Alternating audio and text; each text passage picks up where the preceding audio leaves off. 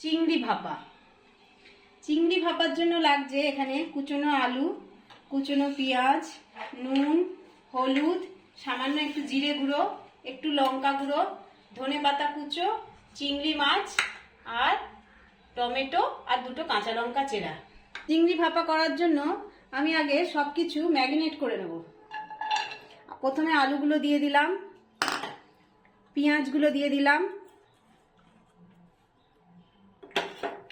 সামান্য একটু জিরে গুঁড়ো দেবো, বেশি নয়, হাফ চামচ, অল্প একটু লঙ্কার গুঁড়ো,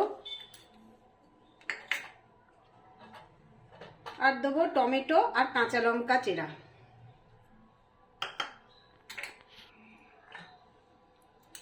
আর দেবো স্বাদ মতো নুন।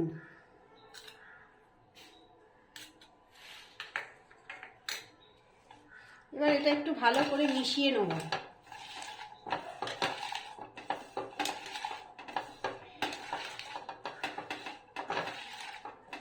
এটা একটু ভালো করে মিশিয়ে নিই, তারপরে এর মধ্যে দেবো চিংড়ি মাছ আর কাঁচা তেল।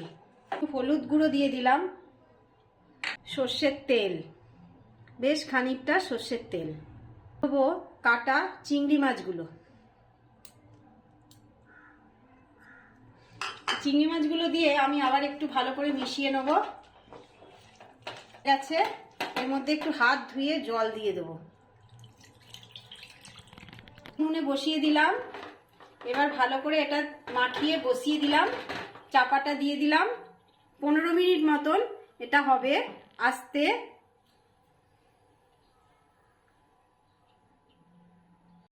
হয়ে গেছে। এই চিংড়ি মাছের মধ্যে কুচনো ধনেপাতাটা দিয়ে দেবো,